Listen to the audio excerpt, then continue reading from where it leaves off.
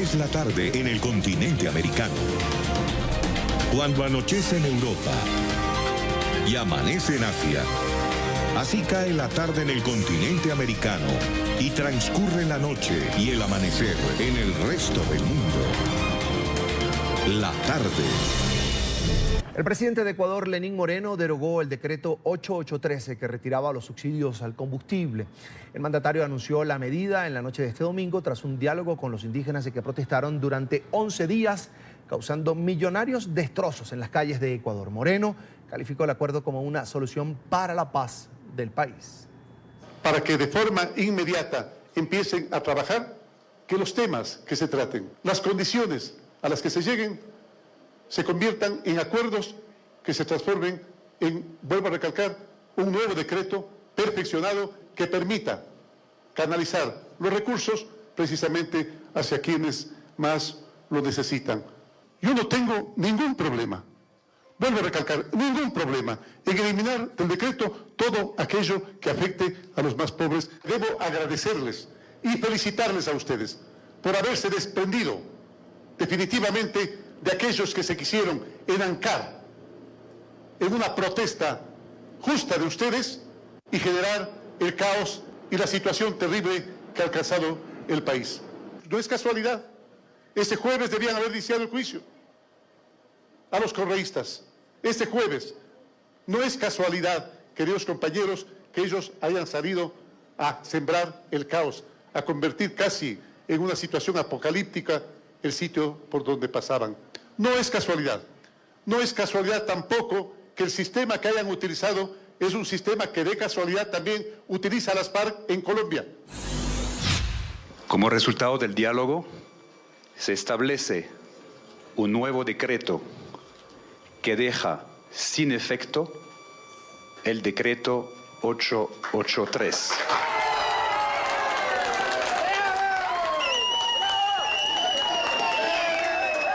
Con este anuncio se da por superada la crisis que tuvo en vilo el Ecuador por 11 días. El gobierno dio marcha atrás al decreto que establecía, entre otros puntos, la eliminación del subsidio a los combustibles.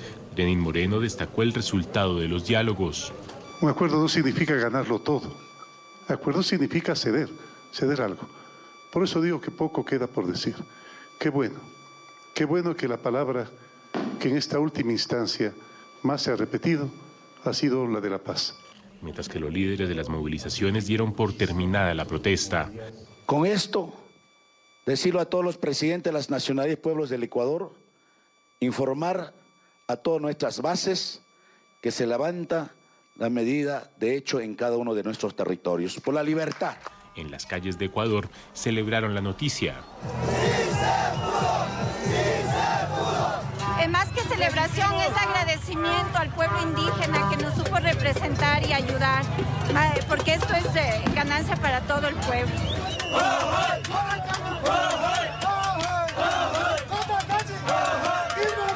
Lo que viene ahora es que representantes indígenas y del gobierno conformaran una comisión encargada de la creación del nuevo decreto, labores que serán verificadas por las Naciones Unidas. Y tras el acuerdo entre el presidente Lenín Moreno y los líderes indígenas para levantar las protestas en Quito, iniciaron las labores de limpieza en zonas que este domingo lucían como un verdadero campo de guerra. Saludamos a esta hora a nuestra enviada especial a Ecuador, Andrea Bernal. Ahí está en pantalla. Andrea, te escuchamos con atención. Buena tarde. Carlos Eduardo, ¿qué tal? Muy buena tarde. Bien nos dices tú, pues la limpieza continúa en el centro norte de la ciudad, donde eran las principales protestas. Ejemplar realmente.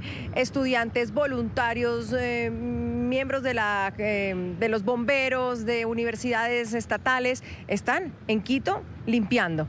Y hemos visto un gran avance porque empezaron muy temprano, desde las 7 de la mañana, y la circulación ya es total. Eso número uno. Número dos, mañana se reanudan las clases. Acaba de salir un comunicado por parte de Presidencia y del Ministerio de Educación. Mañana se reanudan las clases en todo el país.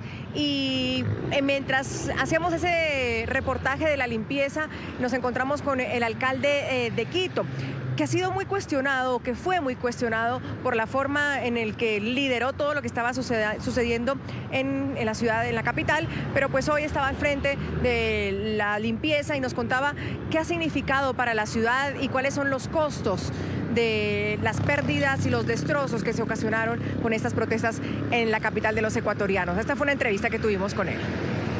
Para la prensa internacional, ¿cómo amanece Quito y qué va a pasar luego de esto? Amanece herido, amanece con problemas todavía, heridas en el alma, heridas en el corazón. Lo material lo vamos a recuperar, lo material no lo vamos a dejar igual, lo vamos a dejar mejor a la ciudad. ¿Pérdidas de qué estamos hablando en una ciudad muy destruida? Pérdidas de vidas humanas, eso es lo irrecuperable. Pérdidas de la salud mental, pérdidas de la paz. Lo material lo vamos a recuperar, lo vamos a hacer mejor. Eso no nos preocupemos, que ya todos juntos vamos a realizar. ¿Qué fue lo más difícil, alcalde, cuando también su administración estuvo en entredicho? Lo más difícil es cuando el comandante de las Fuerzas Armadas aquí en Quito me dice que el tema es incontrolable, que han salido 97 puntos de conflicto, que eso iba a terminar posiblemente en un brote de violencia nunca antes visto. Eso fue lo más difícil. Por eso creo que la paz, la tranquilidad que hoy tenemos es lo más preciado que podemos valorar ahora. Alcalde, gracias, lo mejor para la ciudad. Escuchaban ustedes lo complejo que fue para el alcalde de Quito pues manejar la situación. No quiso todavía adelantar pérdidas en dinero, en costos, lo que será para recuperar esta ciudad, sobre todo en la parte del centro histórico. Este es uno de los cascos coloniales más importantes de América Latina. Reiteramos, mañana las clases totales en el Ecuador. Todavía están mirando lo del pasaje, porque acuérdense que cuando se puso el decreto, el pasaje en el costo de los buses, el transporte público, perdón, subió 10 centavos, no ha bajado. Entonces están esperando que el decreto del presidente Lenín Moreno, derogando ese primer decreto, eso es lo que tiene que pasar ahora, y luego se van a reunir o están reunidos ya para en 48 horas, nos han dicho los miembros del gabinete, específicamente el ministro de Economía, en 48 horas salga un nuevo decreto. Eso está a la espera. 131 periodistas, Carlos, imagínese usted, 131 periodistas, calcula Fundamedios, denuncia Fundamedios aquí en Ecuador, que han sido víctimas de agresiones en esta cobertura que ha durado 11 días. 11 días el Ecuador, bien lo dice el alcalde de Quito, el Ecuador está herido, ahora levantarlo. Carlos Eduardo, soy Andrea Bernal y vuelvo con usted a estudios. Gracias, Andrea Bernal, nuestra enviada especial a Ecuador, con motivo de, por supuesto, toda esta tensión que se vivió en el país durante los últimos 11 días. A esta hora nos acompaña Osvaldo Hurtado, expresidente de Ecuador, allí lo ve en pantalla. Bienvenido, expresidente, gracias por atender esta invitación. Bienvenido a NTN 24. Encantado de conversar con usted.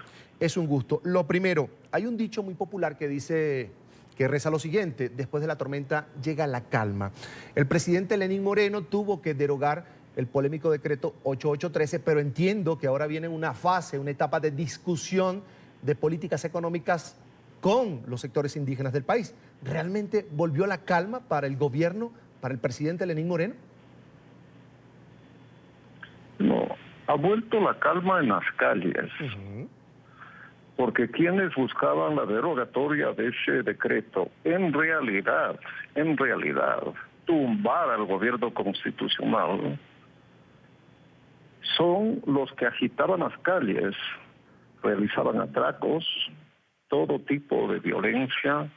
En realidad, Quito vivió dominada por el terrorismo de grupos políticos afines al exdictador Correa y al movimiento indígena.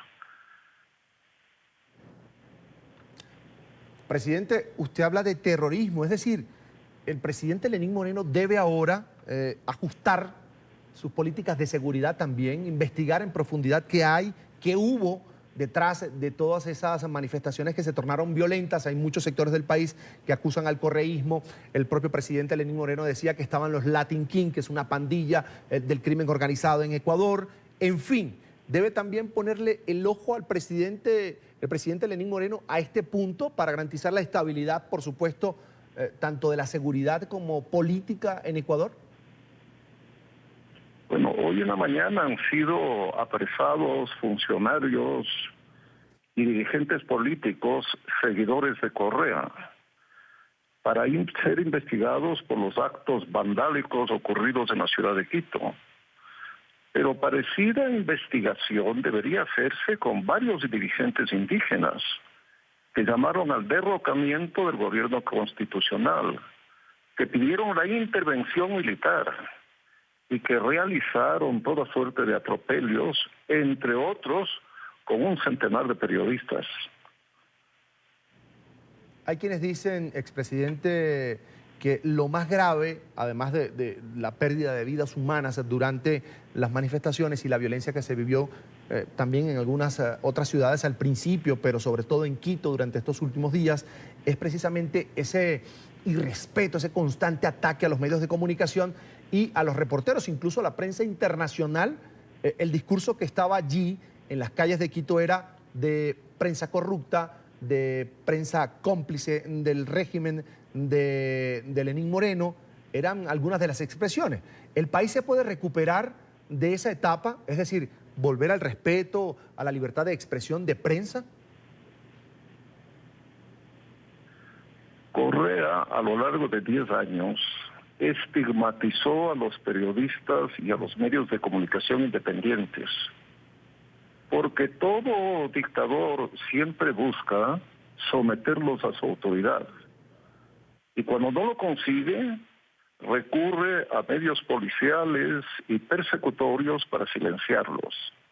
Esa escuela de 10 años ha sido practicada en estos días por los seguidores de Correa y por los dirigentes indígenas. En el seno de una de sus reuniones fue agredido un periodista y por suerte no fue asesinado por un miembro del movimiento indígena. ¿Cómo puede ser posible que esta fuerza social tan importante, a través de su presidente, llame a la intervención de los militares, a la paralización de la producción petrolera y a otra serie de delitos que deberían ser investigados por el gobierno hoy que hemos recuperado la paz y los jueces y fiscales pueden actuar con cierta libertad? Ahora, señor expresidente, viene una etapa, se lo decía al principio, de discusión de políticas económicas que el presidente Lenín Moreno sin duda no podrá hacer a espaldas de la ciudadanía, de los movimientos sociales, del movimiento indígena del Ecuador. Alguien me decía ayer, un especialista, que el subsidio al combustible o a los combustibles en Ecuador es de aproximadamente 1.300 millones de dólares. ¿Tiene el presidente cómo manejar ese mismo monto que buscaba recuperar para atender sectores sociales desfavorecidos por otra vía que no sea precisamente tocando el subsidio a los combustibles?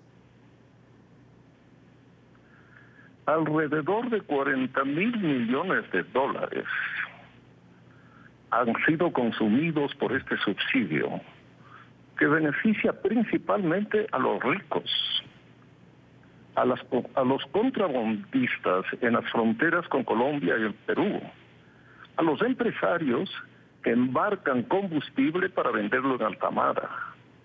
Este es un subsidio regresivo que perjudica fundamentalmente o que beneficia fundamentalmente a la clase media y a la clase alta. La medida entonces tomada por el gobierno no solo tenía un contenido económico, financiar el presupuesto del Estado, sino además tenía una perspectiva social, eliminar este beneficio absolutamente injusto que se concede a los ricos en el Ecuador y a los contrabandistas y a los empresarios corruptos. Expresidente, ya para finalizar, quisiera hacer con usted un balance de lo que fue la gestión, de cómo el presidente Lenín Moreno, su gobierno, las Fuerzas Armadas del Ecuador manejaron esta situación de tensión durante los últimos días. ¿Cómo evalúa usted el comportamiento del gobierno frente al reclamo de los indígenas de algunos sectores del país? Y en momentos el presidente decía, no voy a dar marcha atrás, y finalmente tuvo que dar marcha atrás con su decreto. Bien lo dice usted. Inicialmente ejerció su autoridad, que eso esperan los ciudadanos de un presidente. pero de un ejercicio firme de la autoridad, expresado en la negativa a dejar sin efecto el aumento del precio de los combustibles, pasó a someterse a la voluntad y a la violencia del movimiento indígena. La negociación ni siquiera se realizó en el Palacio Nacional, sino en un local ocupado por los indígenas. Todo el Estado concurrió a negociar con un sector de la sociedad. El presidente entonces resignó a su autoridad. Y usted me dice, ¿y qué pasó con las Fuerzas Armadas? Bueno, los ecuatorianos echamos de menos la ausencia de las Fuerzas Armadas en las calles. Declararon el estado de sitio, declararon el estado de excepción y los militares no aparecieron por ningún lado. Se dejaron dejar por el movimiento indígena. Fueron abofeteados, fueron desnudados, les obligaron a inclinarse, a arrodillarse. Todo esto fue tolerado por los militares, como si a ellos no les importara lo que estaba ocurriendo en las calles con los ciudadanos, con las mujeres, con los niños, con los jóvenes, con los ancianos, atacados por los grupos terroristas del movimiento indígena y del correísmo. Bien, quiero agradecer a Osvaldo Hurtado, allí lo tienen en pantalla, expresidente de Ecuador, por haber compartido con nosotros estos minutos aquí en la tarde de NTN 24. Expresidente, muchas gracias. Buena tarde. A usted por invitarme. Es un gusto. Ya son las 5:18 minutos de la tarde en la costa este de los Estados Unidos. A esta hora revisamos otras noticias de la agenda informativa del día en todo el mundo. Es noticia la emboscada que sufrió un grupo de uniformados en Michoacán, al oeste de México, que deja al menos 14 agentes muertos, según informó en Twitter el secretario de Seguridad Pública de ese estado, Israel Patrón Reyes. Por su parte, el cártel Jalisco Nueva Generación se adjudicó el atentado en imágenes que fueron publicadas tras el ataque. El gobernador de la entidad dijo que no habrá impunidad en este caso. También es noticia España, donde 9 líderes independentistas catalanes se fueron condenados a penas de entre 9 y 13 años de cárcel por el fracasado intento de secesión en el año 2017.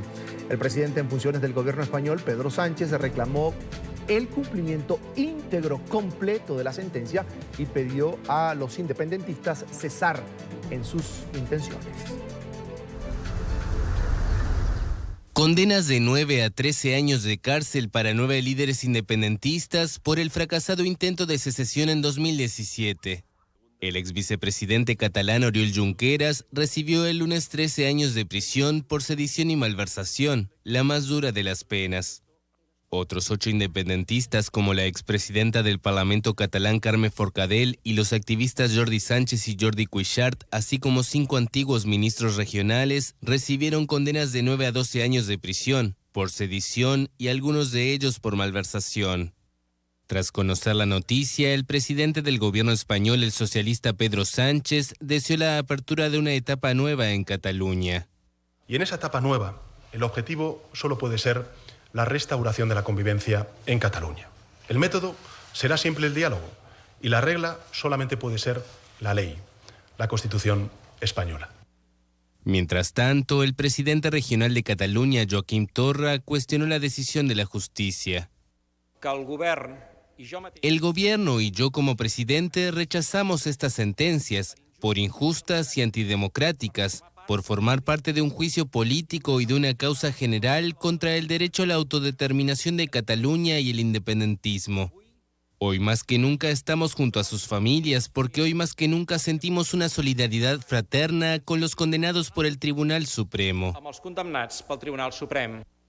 El expresidente regional Carles Puigdemont, huido de la justicia española a Bélgica y sobre el que pesa una orden de detención en España, calificó el fallo como una barbaridad y agregó que toca reaccionar como nunca. Tras la decisión de la justicia española, cientos de personas salieron a protestar en las calles de Barcelona. Los manifestantes han rechazado la sentencia en contra de los líderes independentistas y piden su inmediata libertad. En su gran mayoría, las movilizaciones han sido pacíficas. Sin embargo, en el aeropuerto El Prat se registraron enfrentamientos entre manifestantes y la policía. También hay bloqueos en estaciones del metro. Es noticia a los miles de haitianos que salieron a las calles para exigir la renuncia del presidente Jovenel Moïse, a quien consideran incapaces de resolver los problemas sociales de la nación.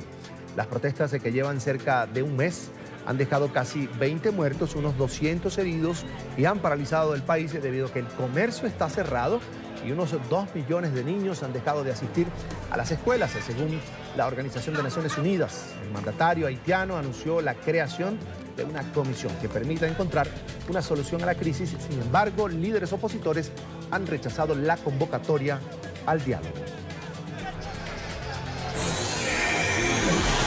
Es en noticia el anuncio del Premio Nobel de Economía para 3 investigadores destacados por su trabajo pionero para aliviar la pobreza.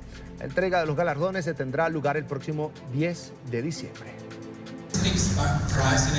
El Premio Nobel de Economía de 2019 fue otorgado el lunes a 3 estadounidenses por su enfoque experimental para aliviar la pobreza global. Ellos son Michael Kramer, Abhijit Banerjee y Esther Duflo, quien se convirtió en la segunda mujer y en la persona más joven en ganar este galardón en sus 50 años de existencia. Abhijit Banerjee, Esther Duflo y Michael Kramer han desempeñado un papel clave en la transformación de la investigación sobre la pobreza global y el alivio. Como resultado de esta transformación, la economía del desarrollo ahora es en gran medida un campo experimental.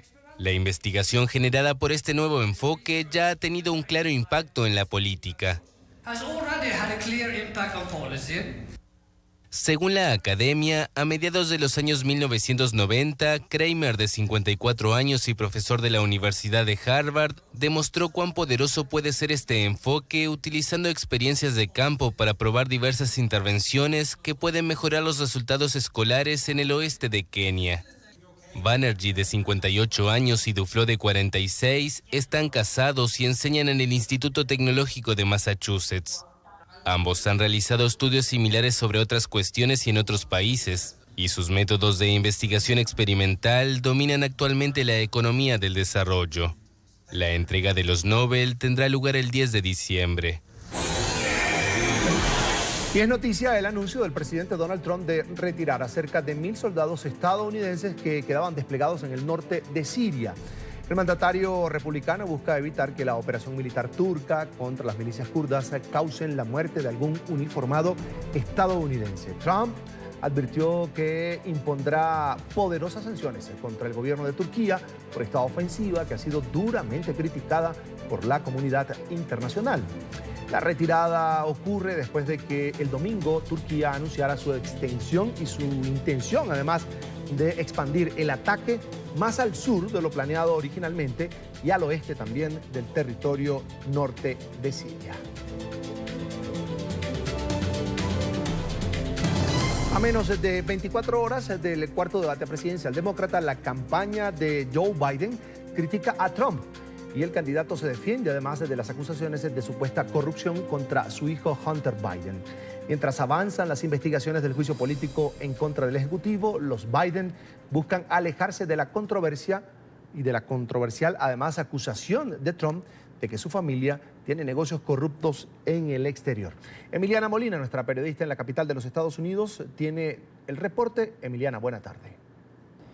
Hola, ¿qué tal? Muy buenas tardes. Así es, pues en el marco de esta controversia, el precandidato presidencial demócrata Joe Biden acaba de publicar un plan de ética si este llegara a ser presidente de la Casa Blanca, así lanzándole un par de dardos al mandatario estadounidense Donald Trump, cuya presidencia se ha visto empañada por actos de corrupción no solo del Ejecutivo, sino también de sus funcionarios. Todo esto mientras que el hijo de Joe Biden, Hunter Biden, también intenta mantener su nombre en limpio, asegurando que todos sus negocios se han mantenido al marco de la ley. A pocas horas del cuarto debate presidencial demócrata, Hunter Biden, el hijo del ex vicepresidente y ahora precandidato presidencial demócrata Joe Biden, dimite de una junta directiva de la empresa china BHR. Hunter Biden se enfrenta a críticas del presidente estadounidense Donald Trump por su trabajo en Ucrania, mientras su padre era vicepresidente de Estados Unidos. En un comunicado, el abogado de Hunter Biden asegura que este siempre actuó de forma independiente. Hunter emprendió estas actividades comerciales de forma independiente. No creía que fuera apropiado discutirlos con su padre y no lo discutió. Hunter siempre entendió que su padre sería guiado total e inequívocamente por la política estadounidense establecida, independientemente de sus efectos en los intereses profesionales de Hunter.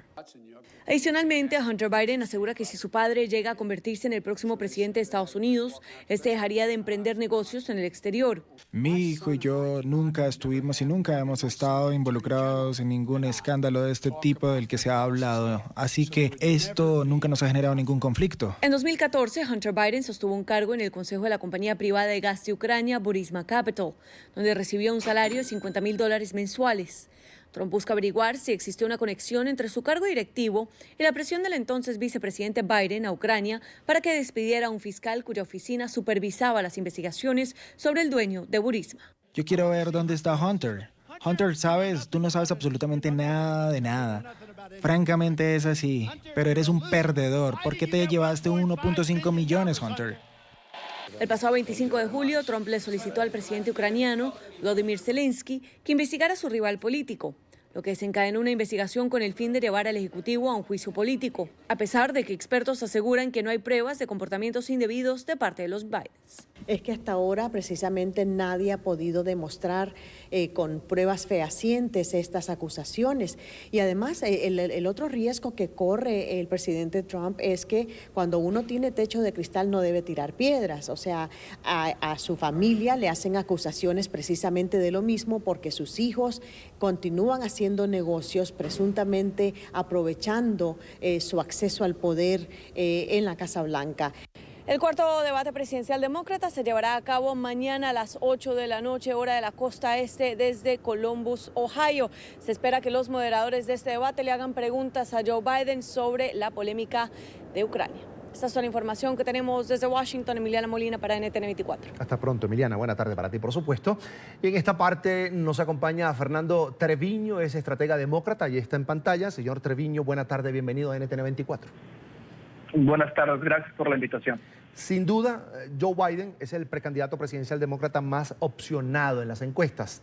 Ahora, la pregunta es, ¿este toma y dame con el presidente Trump, por cuenta de la llamada al presidente de Ucrania, lo está favoreciendo aún más o todo lo contrario? Es difícil saber todavía. Generalmente el dicho es que cualquier tipo de cobertura en la prensa es bueno para una persona, pero creo que puede llegar al extremo en el que se relacione tanto el nombre del vicepresidente Biden con el nombre del presidente Trump y con Ucrania, que le podría llegar a afectar en el futuro. Ahora, lo que estamos viendo ahorita es que el vicepresidente Biden se ha mantenido estable, pero no ha crecido en las encuestas. Y cuando lo comparas con candidatos como Elizabeth Warren, que ella sigue subiendo, y hay algunas encuestas que tienen a ella adelante del vicepresidente. O sea, la que más ha crecido después de Biden es Elizabeth Warren. Sí. ¿En cuánto tiempo, Fernando? En los últimos 2 meses ha crecido y ha tenido mucho momentum para seguir adelante con su campaña. Hemos visto que otros candidatos han bajado en algunos puntos, incluyendo Bernie Sanders. El vicepresidente se ha mantenido estable con su liderazgo, pero el candidato que ha subido más en las últimas semanas ha sido la senadora Warren. Senadora Warren, ¿a qué puede atribuir ese crecimiento en las encuestas y a qué podemos atribuir? Porque no concuerdan, 2 meses no lleva la investigación del impeachment en la Cámara Baja contra Trump. Es decir, no lleva 2 meses en la palestra pública el tema de corrupción, Biden, el hijo. ¿Qué está haciendo que Biden se estanque y que Warren crezca? Creo que mucho de la base demócrata está esperando una cara nueva, una cara diferente que traiga algo que aportar a la campaña. El vicepresidente tiene una gran trayectoria, tanto como senador como vicepresidente, pero ha estado ya involucrado en política por muchos años. Entonces, creo que Elizabeth Warren está haciendo el papel este año, el que Bernie Sanders hizo el año pasado, y probablemente vaya a alcanzar al vicepresidente. Si me preguntas a mí, alguien que se me hace muy interesante es un candidato nuevo, que de hecho mañana en la noche va a debatir por primera vez, que es Tom Steyer, que apenas tiene 2 meses y medio de ser candidato y ya ha pasado a la mayoría de los otros candidatos en las encuestas. Todavía no alcanza a Bernie, todavía no alcanza a Elizabeth Warren o el vicepresidente, pero se mantiene estable entre el quinto y el sexto lugar y puede ser otra cara nueva que los votantes demócratas están buscando. ¿Bernie Sanders retrocedió o se mantuvo en el apoyo que siempre ha tenido en los Estados Unidos? No, Bernie Sanders ha retrocedido. Podemos ver ahorita todas las encuestas en donde ya está en menos de 20 puntos y al principio de su campaña estaba arriba de 20 a 25 puntos. Creo que muchos de sus seguidores, no porque ya no crean en él, pero también recuerdan qué fue lo que pasó hace 4 años en la elección con Hillary y quieren apoyar una candidata nueva como como Elizabeth Warren o alguien que viene de fuera de todo el entorno político con las mismas credenciales progresistas como es Steyer. A medida que avance una campaña, yo sé que un estratega como usted, que es estratega demócrata, va definiendo temas, sectores, asuntos que son de interés en este momento para los estadounidenses. ¿Hacia dónde debe marchar esa estrategia de los demócratas para seguir creciendo? Porque lo cierto es que el más alto, que es Joe Biden, no le llega todavía al presidente Donald Trump. Deben enfocarse en la cosa que le importa a los americanos. Debemos de estar hablando de la economía, debemos de estar hablando del desempleo, debemos de estar hablando de educación. Es importante resaltar que todas las políticas públicas del presidente Trump ha sido atacar a la gente específicamente. Cualquier política pública que tiene un efecto directo con la gente, como es educación, como es salud, como es vivienda, están siendo atacadas por el presidente Trump. Entonces, esa debe de ser la base. Ahora, al mismo tiempo tenemos que reconocer que el movimiento del juicio político en contra del presidente Trump está creciendo en favorabilidad, está creciendo en apoyo político con los votantes en general, y es un tema también que no pueden distraerse los demócratas al hablar de eso. ¿El tema de migrantes, migración, no conviene en la campaña? Sí conviene, pero incluso dentro de la misma comunidad latina no es el tema número uno. Obviamente es importante lo que está pasando. Obviamente debemos resaltar que la presidencia del presidente Trump ha sido una presidencia de una retórica de odio, de un divisionismo, de un racismo claro para motivar a su base, que se está haciendo más pequeña cada vez. Pero la mayoría de los latinos, claro que estamos al pendiente de lo que pasa en lo migratorio, pero como te digo, a nosotros los temas que nos importan también son los temas que le importan a todos los americanos. Y cómo vamos a poner comida en la mesa, qué la calidad de educación que nuestros hijos van a tener y la calidad del servicio de salud que nuestras familias tienen. ¿Las primarias demócratas cuándo son? Se dividen en diferentes estados. Lo que le llaman los estados tempranos empiezan en febrero, que son Iowa, New Hampshire, Carolina del Sur y Nevada. Después sigue el famoso supermartes, que es un grupo de 15 o 20 estados que van a llevar las elecciones el primer martes del mes de marzo, y luego cada 1 o 2 semanas va a haber un estado diferente. Creo que ahorita la estrategia de todos los candidatos es enfocarse la mayoría del tiempo, enfocarse en esos estados tempranos que te mencioné, y luego poco a poco ir empezando a hacer campaña en los estados del supermartes. ¿Esos 12 candidatos van a llegar a las primarias o podemos ver deserciones antes de estas fechas? Vamos a ver más deserciones sin ninguna duda. Incluso si checas ahorita los nombres que han calificado, tenemos 12 personas calificadas para el debate de mañana. Para el debate de noviembre solo hay 7 candidatos nada más que han calificado, y probablemente algunos de ellos se vayan a mantener, pero va a haber otro número de candidatos que no van a poder mantener recaudando dinero y van a tener que caerse antes de que empiecen las primarias en febrero. Si me preguntas a mí, yo creo que un estimado de 8 a 10 candidatos van a ser los que van a entrar a las primarias a partir del primer martes de febrero. Fernando, ¿no es necesario o conveniente ahora mismo para los demócratas ir atacando ya, aunque no hay un candidato definido como tal, ir haciendo merma, es decir, ir atacando al presidente Donald Trump, que parece un huracán político y que no baja en los sondeos de opinión? Bueno, ahí sí no estoy de acuerdo contigo, porque creo que ya hay 4 o 5 candidatos demócratas que cuando las encuestas lo ponen directamente en una elección en contra del presidente les ganarían. Entre ellos está Biden, Warren, está Buttigieg y, si no me equivoco, Kamala Harris también. Entonces, ahorita, si te das cuenta, en el debate de mañana va a estar enfocado en el presidente Trump, va a estar enfocado en el proceso del juicio político, y va a ser claro el ataque, pero poco a poco tenemos como partido que ir aclarando el camino para quienes van a tomar el liderazgo. Va a ser muy interesante ver los efectos que, por ejemplo, Julián Castro pueda tener en el debate de mañana. Sabemos que hubo un poco de controversia contra el vicepresidente Trump vicepresidente Biden, en el debate anterior, y cómo los candidatos que siguen todavía con 1 o 2 puntos porcentuales van a poder seguir manteniéndose en la campaña. Estados que para esta contienda demócrata, vamos a recordarlos, son importantes, tienen el mayor caudal de apoyo. Bueno, empezando, aunque sean estados pequeños, el mes de febrero es importante porque marca la pauta de cómo ver la elección. Los 2 estados principales son Iowa y New Hampshire, y después, a semanas después, viene Carolina del Sur y Nevada. El primer estado importante para la comunidad latina obviamente va a ser Nevada, aunque la comunidad latina sigue creciendo en Iowa y en Carolina del Sur. El primer termómetro para el voto latino va a ser en el estado de Nevada.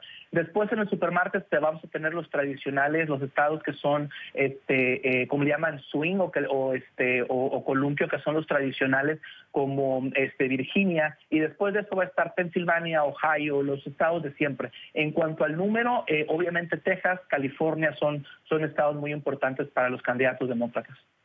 Y las autoridades en Estados Unidos alertan sobre un nuevo y peligroso juego en las redes sociales. El reto del fuego incita a jóvenes a grabarse mientras queman ellos su propio cuerpo. En Miami, en la Florida, está Paola Serna, nuestra periodista, con el reporte. Paola, buenas tardes.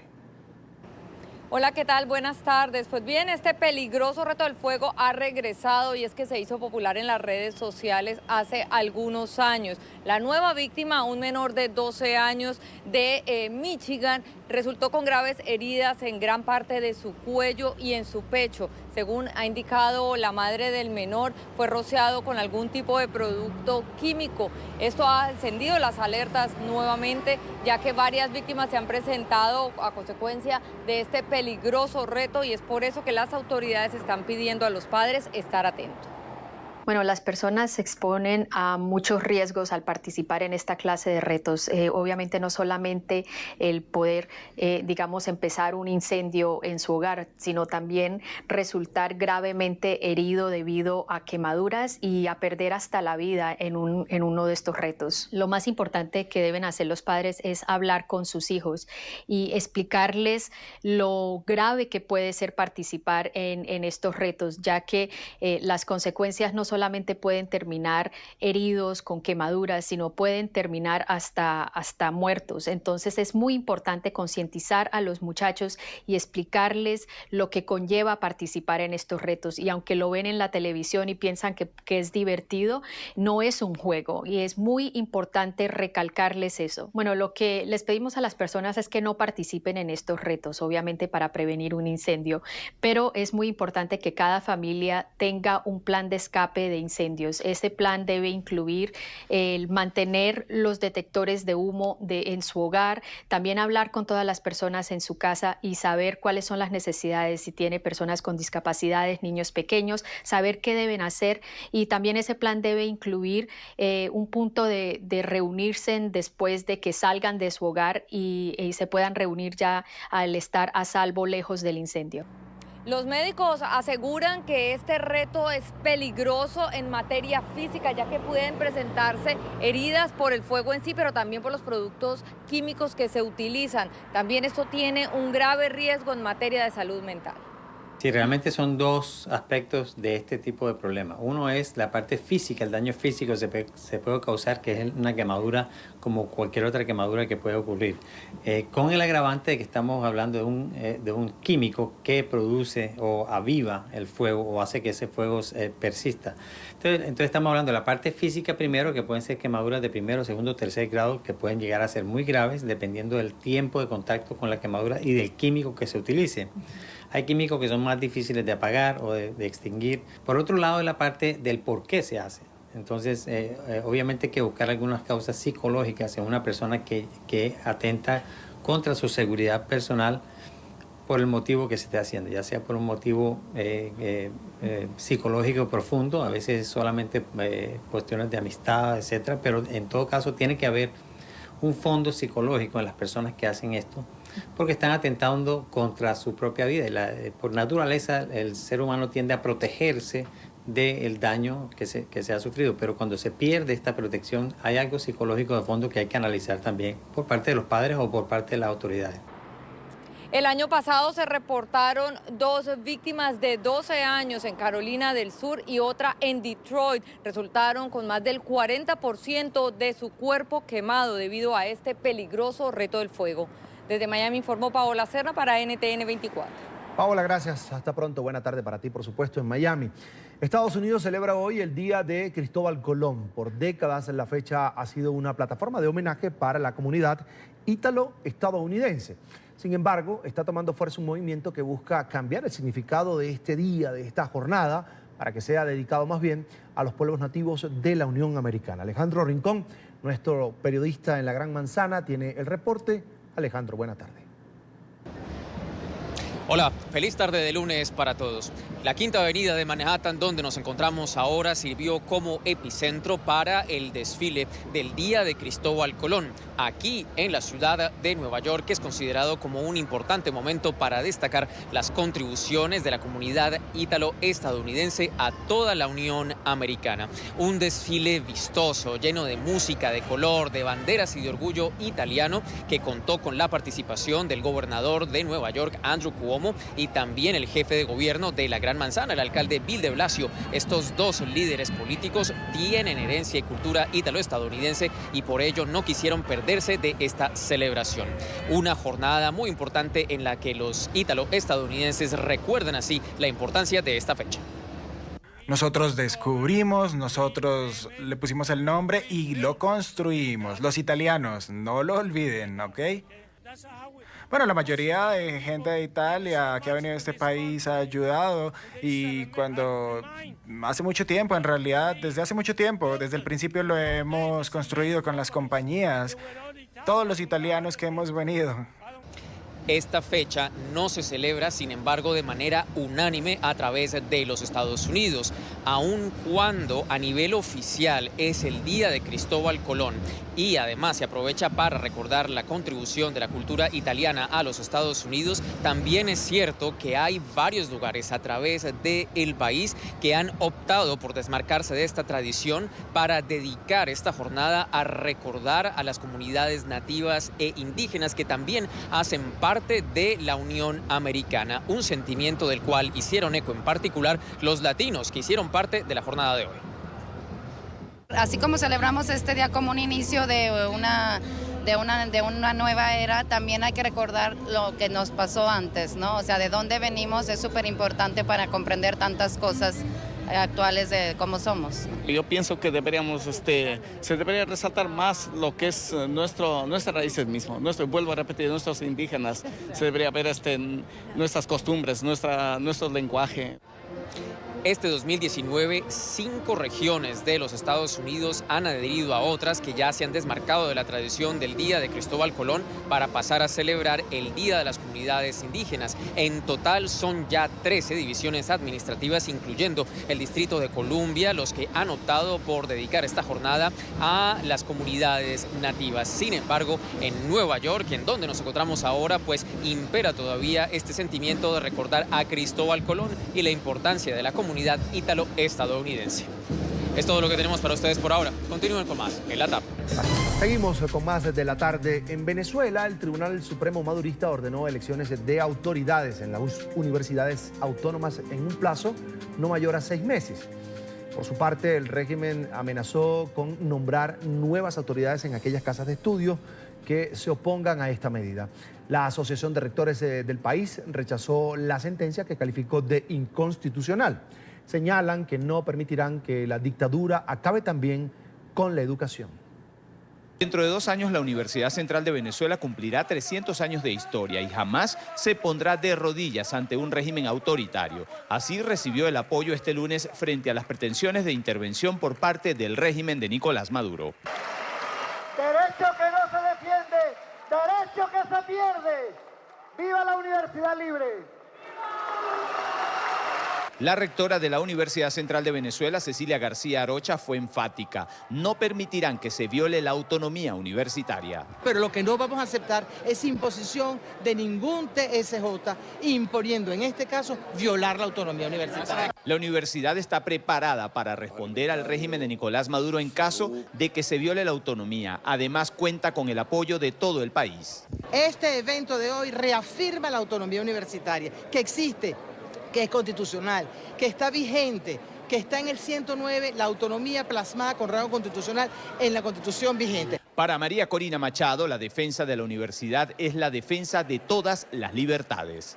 Lo que está ocurriendo contra la universidad, contra el pensamiento crítico, contra la educación en Venezuela, los venezolanos lo hemos asumido como la misma lucha de toda la sociedad contra un régimen criminal que quiere aniquilar el pensamiento crítico. Y esto que está aquí, que es un país de pie, que se revela, que no se calla. No se descarta que este martes, desde la Asamblea Nacional, se cree una comisión en defensa de las universidades que permita la recuperación de la academia y defienda la autonomía universitaria como valor democrático. Es la información que manejamos desde la Universidad Central de Venezuela y con ella los invitamos a que continúen con más de la tarde.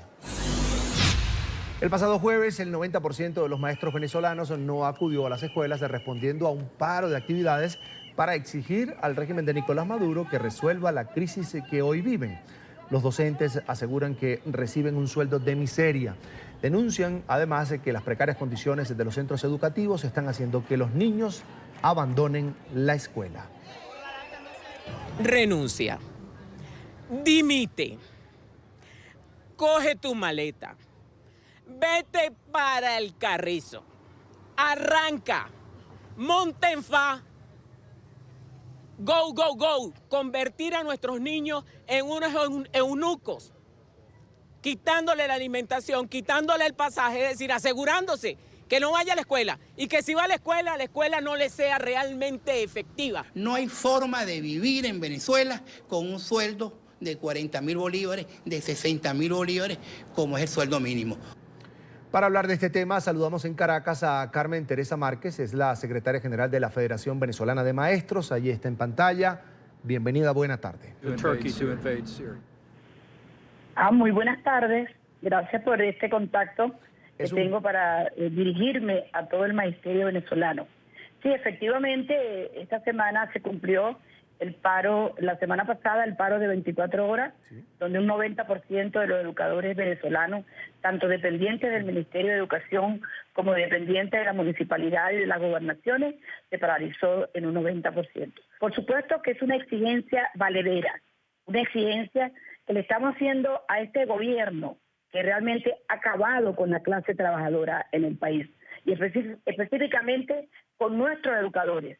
Y como decía la colega, no se puede vivir en un país, el profesor que decía, con 120.000 bolívares y con 40.000 bolívares de sueldo mínimo, cuando un cartón de huevos cuesta 75.000 bolívares. Ni para un cartón de huevos tiene un maestro venezolano para su alimentación, cuando nos dicen que la canasta básica alimentaria está arriba de los 6 millones de bolívares.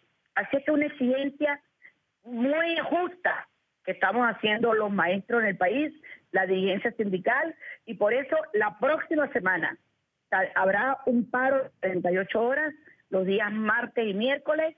Esta semana esperemos que el día miércoles el Ministerio del Trabajo responda las peticiones que todas las federaciones a nivel nacional le realizaron el miércoles pasado ante el Ministerio de Trabajo.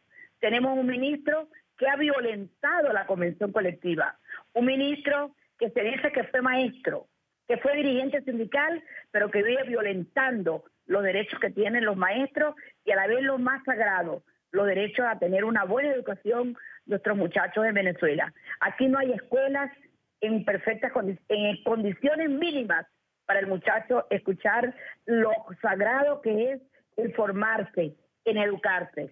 Por eso estamos exigiendo a toda la colectividad venezolana la incorporación de los padres y representantes, porque esto no es un problema solo de los maestros, esto es un problema de los padres, de toda la sociedad civil, porque queremos, así como luchamos por la dignidad del magisterio venezolano, así como luchamos por un justo salario, así que tenemos que luchar por que exista una buena educación, porque existan buenas escuelas y porque realmente llegue el programa alimentario a las escuelas, que por eso hay tanta deserción escolar, porque ni los padres pueden cubrir las necesidades de sus niños y sus jóvenes.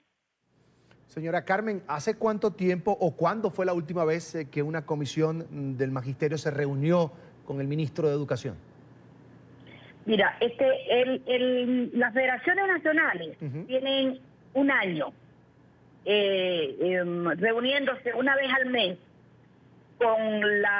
ni siquiera con el ministro, con un enviado, con gente como la de gestión programática, con personeros que están en cargos claves en el Ministerio de Educación, pero que no hay respuesta, porque no es justo que se haya firmado un contrato colectivo, que un docente, por esa violación de esos 40 más 40 más 40 más 60%, un maestro pudiera estar ganando ahorita, un docente 600.000 bolívares, si hubiesen cumplido con esa convención colectiva, que a la final no es nada, porque esto es un problema de tipo político y económico que está acabando con los venezolanos por una hiperinflación, que son incapaces de retener una hiperinflación en Venezuela, y cada día los costos de la canasta básica, de la canasta familiar, se hacen más onerosos. Así es que el ministro, aunque se ha reunido con las federaciones, es como un saludo a la bandera, porque no hay respuestas concretas para el mejoramiento de la calidad del educador, de la dignidad de un educador, de la seguridad social. Mira, es triste que un educador en su contrato colectivo lo que tiene son 200 bolívares, 150 bolívares de seguro funerario, cuando un servicio de seguro funerario en Venezuela está arriba de 4, 5, 6 millones de bolívares. Y no tenemos seguridad social, no tenemos un HCM, porque existen los IPAs. Hay 67 IPAs en Venezuela que eran los dispensadores de salud para el magisterio venezolano, que incluso el 6% del salario de los maestros van a las arcas del IPA. ¿Y dónde están los IPAs en Venezuela? Destrozados, que no funcionan. Y realmente es triste lo que se está pasando en Venezuela, específicamente el maestro venezolano. Usted narraba también que la situación en los centros educativos, en las escuelas, es precaria, es de miseria, de crisis. Ahora, quería preguntarle, producto de esa situación de miseria que viven los maestros, en este caso, salarios mínimos, salarios bajos, salarios de miseria, como dicen algunos, ¿se han ido los maestros? Es decir, las escuelas han quedado solas porque los maestros han tenido que dedicarse o a otra actividad económica o a salir del país buscando mantener a su familia a flote. Mira, podemos decir que hay unos índices de más de 130.000 docentes que han salido del país, más los que se quedan en el país, que se van a otro trabajo.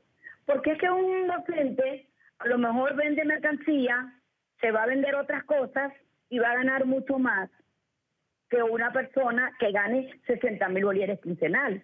¿Y cuántos maestros se han ido hasta trabajar en casa de familia? Y entonces realmente es penoso. Es muy triste lo que se está viviendo el magisterio venezolano. Y no solo el magisterio venezolano, sino toda la clase trabajadora. Por eso llamo a la unión de los sectores. Llegó el momento, a la incorporación de la sociedad civil en este penoso que estamos viviendo todos los venezolanos, especialmente nuestros maestros. La Federación Venezolana de Maestros recientemente realizó una investigación y los resultados eran muy tristes, o son muy tristes. Se habla que el 92% de los maestros está en pobreza extrema y que el 89% de los maestros desde el año 2014 no se compraba un par de zapatos. De verdad que es una situación penosa lo que está viviendo el magisterio venezolano, nunca vista en la historia del país. Señora Carmen, por ejemplo, un maestro que tiene que dar clases en una escuela rural, ¿cuánto gana? ¿Tiene algún bono por ir a la zona rural?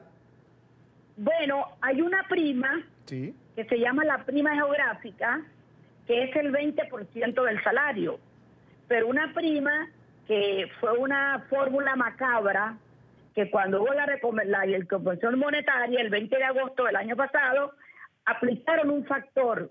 Comenzaron por un factor 900, luego por un factor 90, luego lo subieron a un factor 900. Pero eso equivale a que hacen una fórmula y termina cobrando un docente, una prima, un bono, el 5%, que es lo que les debería corresponder en la cuestión normal. O sea que sí hay, pero ¿para qué sirve? Cuando los pasajes aquí están costosísimos, si están en la zona urbana, en la zona rural están demasiado costosos los pasajes y realmente si llega el docente a la zona rural, que no creo que en muchas oportunidades pueda llegar, porque aquí el transporte está malísimo, porque aquí no funciona absolutamente nada. Aunado a eso, se suman los problemas de servicios, la energía eléctrica, el agua, el gas. Entonces, de verdad que es un caos el pueblo venezolano y lo estamos sufriendo en carne propia. Y a preguntarle por una situación que vi por allí en redes sociales y por el reporte de una colega periodista, es que cuando las escuelas quedan solas, los maestros se van buscando un mejor futuro, han tenido que los directivos de las escuelas apelar a maestros, a padres de familia que son educadores, a asumir el rol de los maestros. ¿Esto realmente está pasando, por ejemplo, en Caracas? Bueno, aquí yo creo que los padres deben pensar mucho eso y estar pendientes de cuál es la educación que se le está dando a los muchachos. Porque también han inventado la chamba juvenil, sí, los maestros express, si llegan o no llegan, como algo ahí detenido para cualquier situación o cualquier protesta que los educadores estén en este momento en todo el país y entonces utilizar realmente. Entonces me pregunto, ¿cómo un padre va a aceptar que una persona que no sea profesional de la docencia, que no esté preparado para la formación, para la educación de su hijo, vaya a estar al frente de un aula, al frente de 30, 40 niños, o de 20, o de 10 niños, cuando realmente sus conocimientos no van a ser los mejores? Usted me habla de paro de 48 horas para esta semana. ¿Qué días exactamente? La próxima semana, día martes y miércoles. La semana que viene. La próxima semana. Ahora, y esta semana, el miércoles, debemos tener la respuesta del pliego de peticiones que se entregó el miércoles pasado ante la Inspectoría de Trabajo en la ciudad de Caracas. Si no hay respuesta, ¿evaluarían, por ejemplo, un paro indefinido de actividades? Todo eso está en la mesa. Todo eso lo hemos evaluado, todo eso está planteado y es posible que podamos profundizar en muchas de las actividades que realmente vamos a hacer en beneficio de los maestros venezolanos. Señora Carmen, ya para finalizar, por ejemplo, cuando ustedes se dirigen al Ministerio de Educación, al Ministerio del Trabajo, a llevar este pliego de peticiones, sus reclamos, su realidad, ¿estos colectivos que responden al partido de gobierno se solidarizan con ustedes o por el contrario tratan de dispersar las manifestaciones? Es decir, ¿los acosan cuando están en las calles reclamando sus derechos? No, al contrario, acosan. Andan armados, en moto. Y entonces es una situación muy grave, no solamente a los maestros.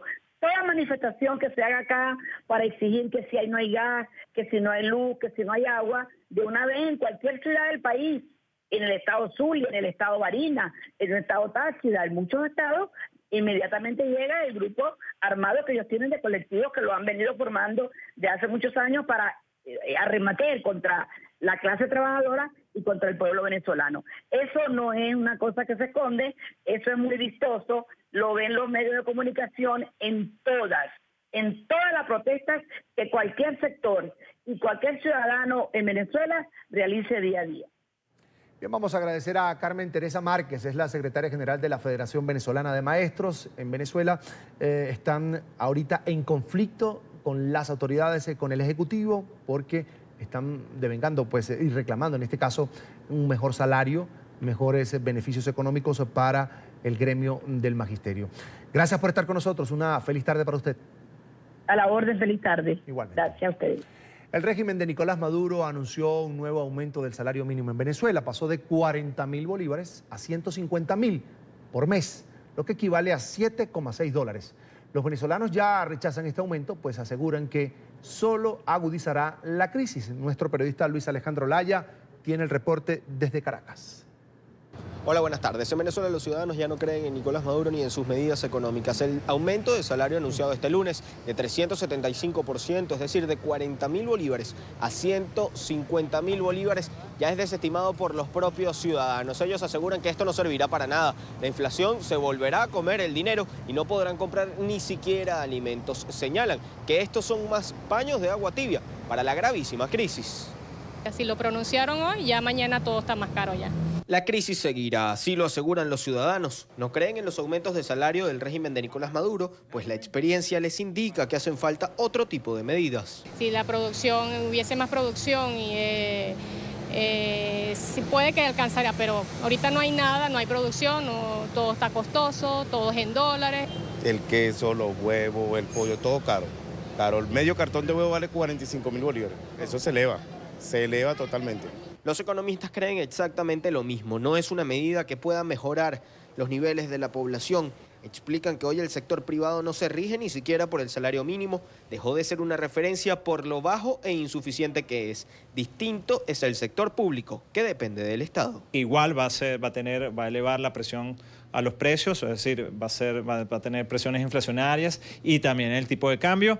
Sí va a ser interesante revisar cómo va a ser el impacto en masa monetaria, porque uno pudiese entender que buena parte de este aumento va a ser financiado vía Banco Central de Venezuela, como ha ocurrido en otras ocasiones. Señalan que es una medida efectista que busca distraer a los ciudadanos de la crisis. La verdad es que cuando cobren el primer salario al nuevo precio, ya les va a alcanzar para comprar menos de lo que hubieran podido comprar hoy con lo que ganan.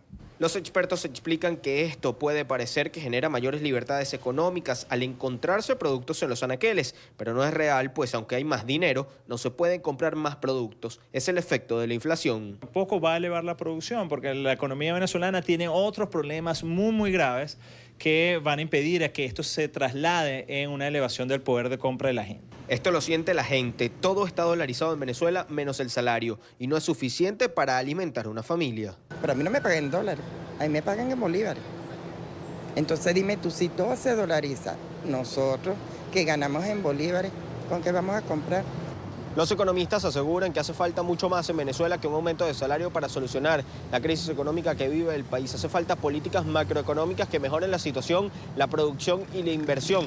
Señalan que esto debe hacerse también a través de ayudas internacionales. Desde Caracas, Venezuela, para la tarde de NTN 24, Luis Alejandro Laya. Gracias, Luis. Una buena tarde para ti. Seguimos en Venezuela porque no cesa la crisis y el descontento social.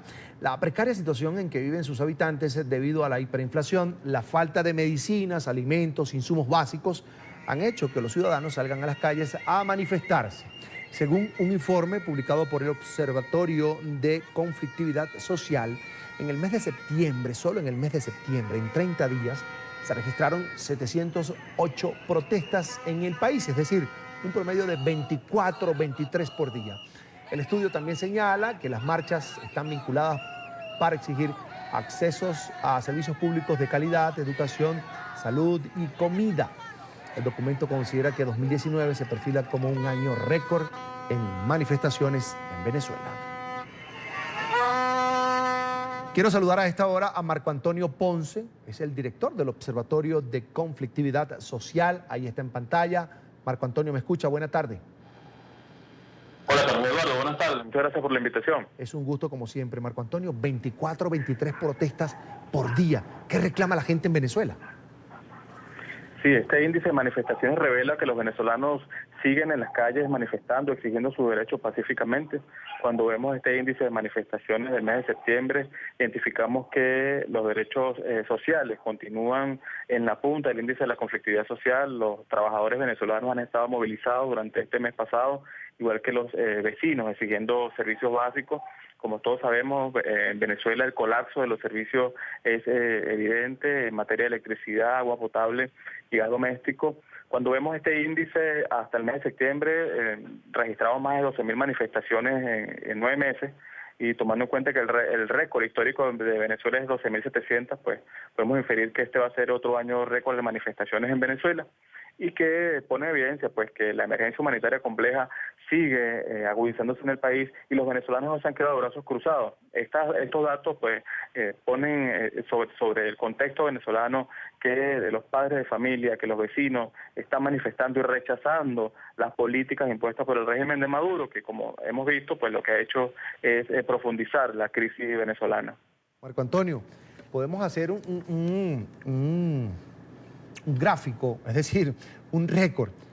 La gente protesta primero por salarios, servicios básicos, alimentos, medicinas, salud. ¿Ese es el orden? Sí, efectivamente, en este mes pasado vimos que las protestas por los derechos laborales, los servicios básicos, ahí encontramos agua potable, gas doméstico, y protestas por el derecho a la alimentación, el derecho a la salud, son las principales motivaciones que han tenido los venezolanos. Seguidamente vemos las protestas con un contenido político, protestas que obviamente exigen en Venezuela pues el respeto al derecho a la libertad de exigir democráticamente a quienes dirigen las riendas del país, pero en este momento pues la protesta social es la que está tomando auge al cierre del último trimestre del 2019. Ya hemos visto cómo el día de hoy el régimen de Maduro ha anunciado un incremento en el salario que era de $2, ahora pasa a $7. Bueno, en ninguna parte del mundo un padre de familia puede mantener a sus hijos o a su hogar con $7, y esa es la realidad venezolana. Eso lo que está haciendo es que los distintos trabajadores venezolanos continúen organizándose, y eso es lo que vamos a seguir viendo en los próximos días cuando vemos los conflictos en ciernes. El tema laboral va a seguir estando pues en la punta de la conflictividad, seguido con el tema de los servicios básicos, que como decía anteriormente, pues la agudización se sigue, es muy evidente, es muy palpable en la realidad venezolana. Igual, por ejemplo, cuando vemos el tema de los alimentos. En Venezuela en este momento una persona puede ver tal vez en los supermercados que hay productos, pero los costos son bastante altos. Entonces la inseguridad alimentaria en Venezuela continúa. Pues la inseguridad se caracteriza por la escasez, el desabastecimiento y la carestía. Entonces en este momento pues la economía venezolana prácticamente está dolarizada, pero el salario de los venezolanos, pues como dije anteriormente, al día de hoy está pasando a $7 por mes. Marco Antonio, ¿hay alguna región de Venezuela que sea más conflictiva que Caracas, o la conflictividad más alta se mantiene en la capital, donde queda la sede del gobierno, donde están los ministerios, por supuesto? Sí, en este índice del mes pasado vimos que las protestas en el Distrito Capital se mantuvieron en el primer lugar del índice. Sin embargo, es importante destacar que la protesta en Venezuela se ha diseminado a nivel nacional. Y como siempre decimos, estos datos son, digamos, identificados en zonas rurales, en las ciudades, es decir, en todos lados los venezolanos están protestando, rechazando el impacto de las decisiones que ha tomado el régimen de Maduro, que lo que ha hecho es traer mayor sufrimiento al pueblo venezolano. Oye, esto es una evidencia pues de la profundización de la crisis, de la emergencia humanitaria compleja que atraviesa Venezuela en este momento. Marco, la llamada Revolución Bolivariana tiene más de 20 años en el poder en Venezuela. Y quería preguntarte, ¿desde hace cuánto tiempo se nota ese incremento del reclamo social en Venezuela? Es decir, que la gente esté más desesperada porque no tiene un salario que le alcanza para cubrir los gastos básicos de su familia, que no tiene servicios públicos al día. Es decir, que haya como ese pico de desesperación del ciudadano. Sí, en los últimos 3 años se ha visto un incremento de esa conflictividad de manera aguda, ¿no? De manera, digamos, muy intensa. Sin embargo, nosotros hemos logrado documentar en los últimos 7 años más de 70.000 protestas a nivel nacional. ¿Qué nos dice esto? Que los venezolanos tienen tiempo rechazando estas políticas que comenzaron con Chávez y que continuaron con Maduro. La crisis, el venezolano tiene tiempo manifestando y rechazando toda esta situación, y lo ha hecho a través de la protesta pacífica. Cuando vemos estos índices de manifestación y vemos que este año probablemente sea otro año récord, pues lo que nos deja muy claro es que los ciudadanos continúan ejerciendo sus derechos pacíficamente. Y lamentablemente la respuesta del régimen de Maduro ha sido la represión. Cuando vemos el índice de personas asesinadas en el contexto de las manifestaciones, en lo que va de este año ya son 67 víctimas en el contexto de las protestas, ¿no? De manera que la respuesta del régimen ha sido la represión. Sin embargo, eso no ha logrado que la gente deje de protestar. Cuando nosotros vemos este índice de más de 20 protestas al día, que es a nivel nacional, que es por servicios básicos, por salario, porque la gente no tiene comida, porque la gente está desesperada, porque los vecinos no hayan qué hacer con los apagones, bueno, esto nos deja claro que el venezolano sigue vivo y exigiendo su derecho de manera firme. Hace referencia, Marco, a 67 víctimas, personas que murieron en el contexto de las protestas. ¿A manos de quién? ¿De las fuerzas de seguridad, de la fuerza pública o de estos grupos armados que hacen vida en Venezuela, que responden al partido de gobierno, que se hacen llamar colectivos? ¿A manos de quién murieron? Sí, principalmente a manos de la fuerza de los cuerpos de seguridad, de la FAES, de la Guardia Nacional, de la Policía Nacional Bolivariana, pero también de los colectivos paramilitares que son civiles armados que están al servicio del régimen de Maduro. De manera que 61 de estas víctimas fueron asesinadas durante las manifestaciones, es decir, en la calle. Y 6 fueron ejecutadas, fueron buscadas en sus casas en allanamientos ilegales y luego los ejecutaron. Los cuerpos de seguridad en coordinación con los colectivos y la RAS, que son estas agrupaciones de civiles que hacen trabajo de inteligencia y que pasan información a los cuerpos de seguridad y a los colectivos paramilitares. De manera que este sistema de represión se ha ido refinando, ajustando en Venezuela y que a la fecha ha dejado este saldo lamentable de 67 personas asesinadas en el contexto de manifestaciones. Pero como decía anteriormente, a pesar de esta cifra lamentable, la protesta venezolana continúa y probablemente, según esta tendencia de la conflictividad que venimos registrando, este sea otro año récord de protestas en nuestro país. 61 víctimas murieron ahí, en las calles, 6 ejecutadas, ejecuciones reales. Estos casos, Marcos, no se denuncian, no los investiga el Ministerio Público, la Defensoría del Pueblo. Bueno, en Venezuela la justicia está cooptada por el régimen de Maduro.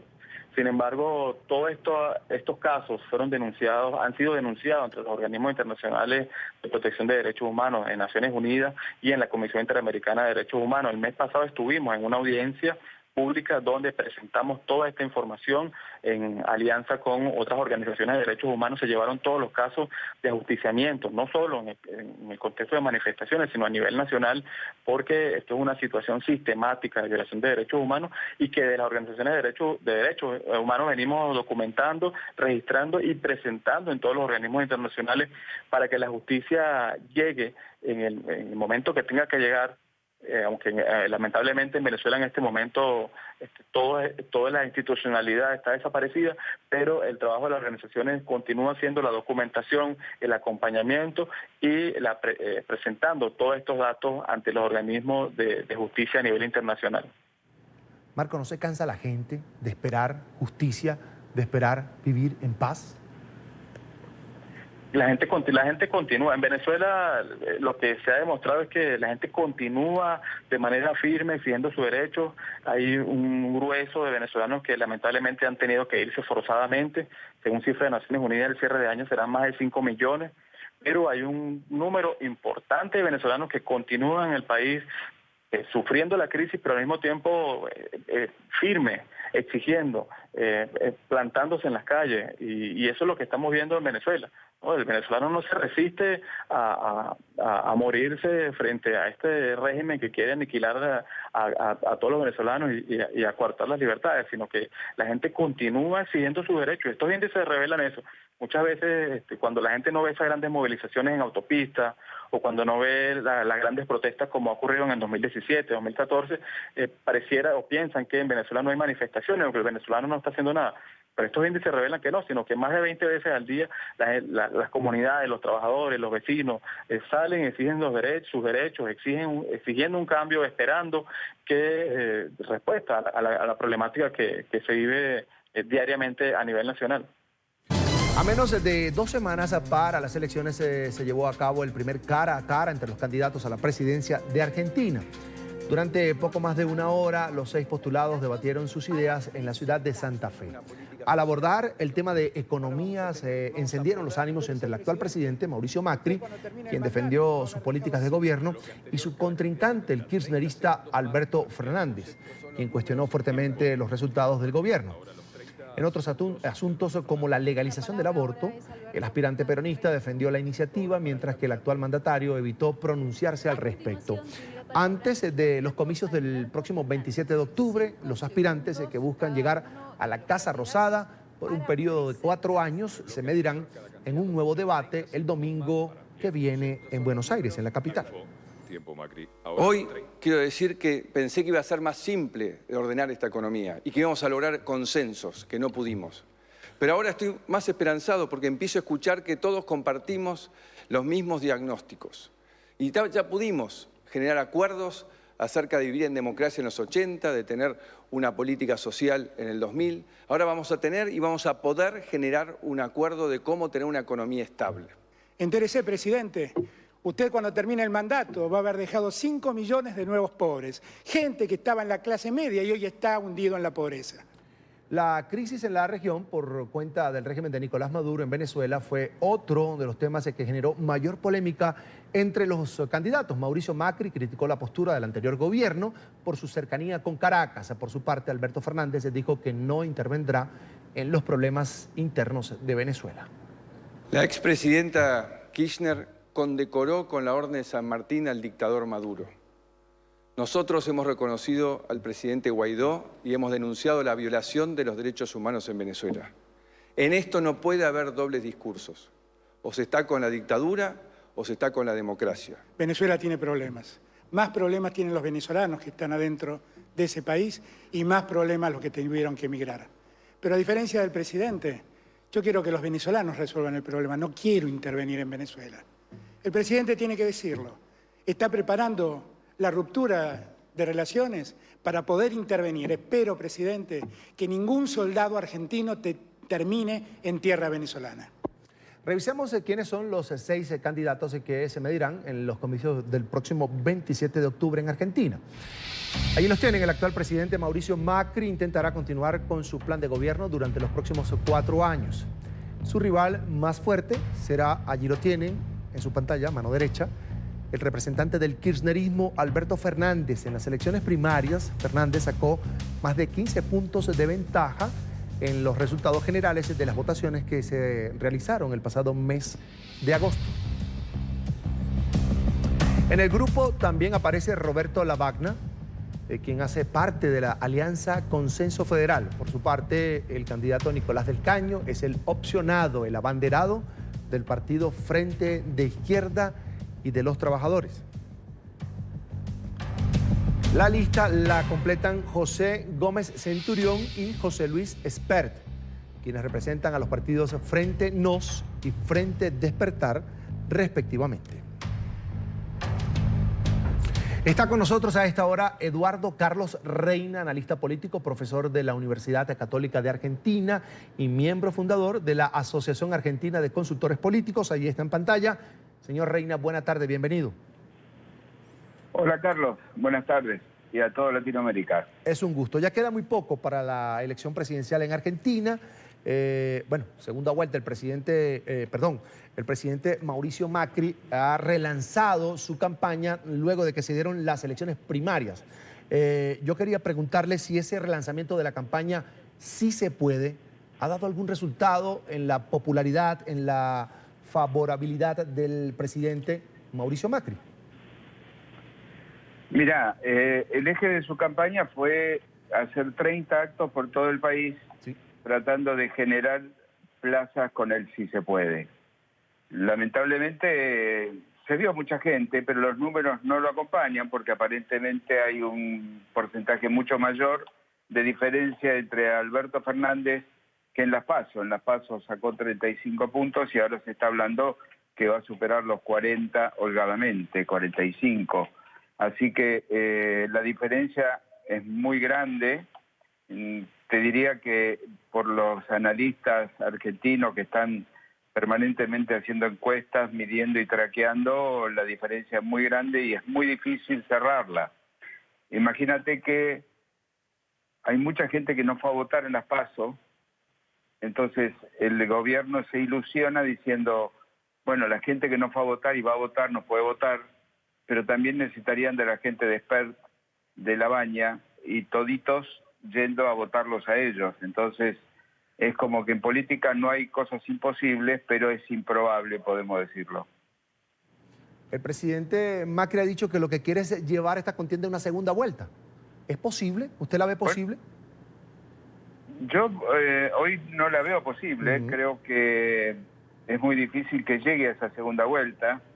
Creo que toda esta campaña lo que está haciendo es tratando de estimular a su gente para que se mueva, porque han quedado bastante golpeados después de las PASO. Ellos esperaban unas PASOs un poco mejor, mucho más cerca, y de repente la separación de 15 puntos es como que les pegó un balde de agua fría o les pegó un mazazo, como se dice.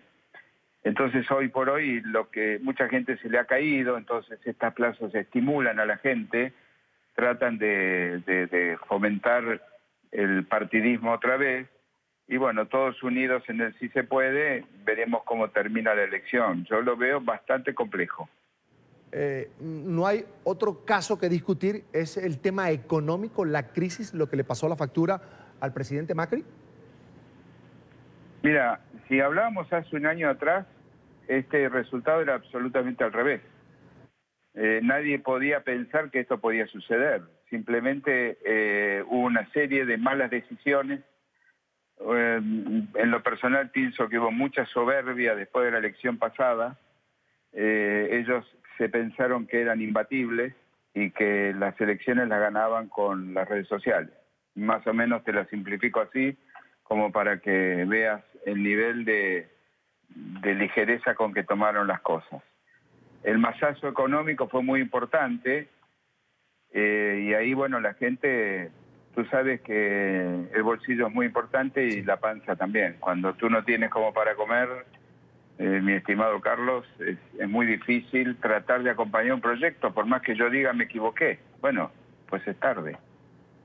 O sea, ¿nunca caló ese discurso en los últimos meses de que esa crisis de alguna manera explotó porque era una semilla que había sido sembrada en el gobierno anterior, es decir, en el de Cristina Fernández? Bueno, nunca lo aclararon antes. Todo lo están aclarando después de las elecciones PASO. Es decir, durante ellos la soberbia que han tenido, inclusive no han dicho que ellos recibieron una pesada herencia. Ellos escondieron esa pesada herencia. En el momento que ellos se dan cuenta que pueden estar en problemas, sacan la pesada herencia y ya es tarde, porque en definitiva la gente está muy mal, la gente tiene muchísima inflación a diario, paga muchísimos impuestos a las empresas están cerrando en forma importante, no tienen proyectos hacia el futuro, el dólar se disparó, son una serie de variables que complican toda la economía. La deuda externa argentina es muy grande, los vencimientos hubo que reperfilarlos ahora porque no había forma de pagarlos, indudablemente, eran muy cortos los vencimientos, y el reperfilamiento apunta a eso, a tratar de dar un poco más de aire para el futuro. Ahora, yo te hago una pregunta. Si tú no consumes y si tú no tienes ingresos por exportación, nunca vas a generar dinero. Señor Reina, se dio una desconexión del Macri que bailaba en los eventos de campaña en la pasada elección con el pueblo, con la Argentina profunda.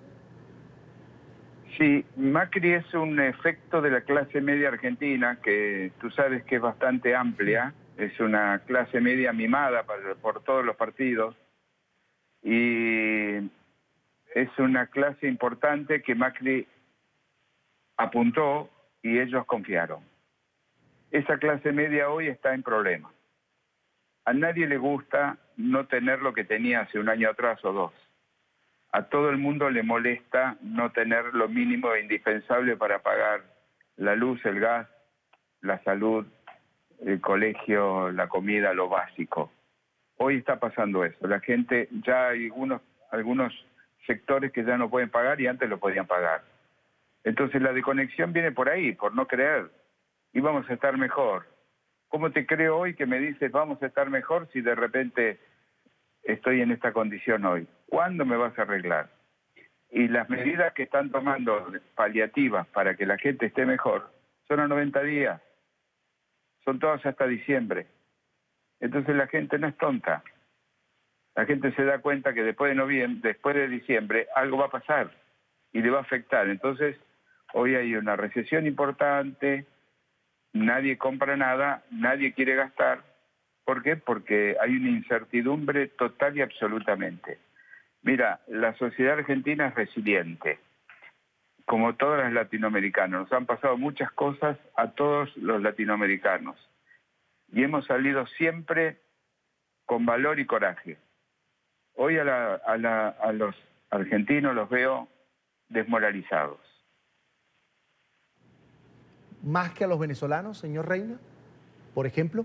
No, por favor. No a ese punto. Los venezolanos, no, por favor, los venezolanos, mis respetos, y yo rezo todas las noches por ellos, pero no, de ninguna manera. Argentina no es Venezuela, de ninguna manera. Señor Reina, esa posición que vimos allí en el debate del candidato kirchnerista Alberto Fernández de yo no me quiero meter en los asuntos internos de Venezuela. ¿Cómo la ve la Argentina cuando es un pueblo hermano que está pasando por miseria? Mira, lo de Fernández fue una puesta en escena, porque indudablemente no hay ningún plan de ese tipo pensado por el gobierno, y menos en las puertas de irse. Y ellos son conscientes de que están en las puertas de irse, ¿correcto? Entonces no puede haber un plan de desconocer Venezuela y atacar, como dijo Alberto Fernández. Creo que también fue una puesta en escena en función de que eso le podía llegar a sumar votos, pensando en que nosotros venimos de una guerra y tratar de pensar que los argentinos iríamos a involucrarnos en una acción bélica en Venezuela. Eso creo que fue una puesta en escena. Lo que Macri apostó fuertemente, apoyar a Guaidó y al movimiento de Guaidó y mandar todas las presiones en todos los organismos internacionales que ha podido. Y Fernández tiene una posición un poco más tibia con respecto a eso. Fernández piensa que debe decidir el pueblo venezolano, el gobernante, y en las elecciones libres de lo que ellos sientan, y él no se va a entrometer. Llegamos al final de la tarde. Recuerden seguirnos en nuestras cuentas de Twitter y también en Instagram, @NTN24, y mi cuenta personal, @CESánchezM. Gracias por estar con nosotros.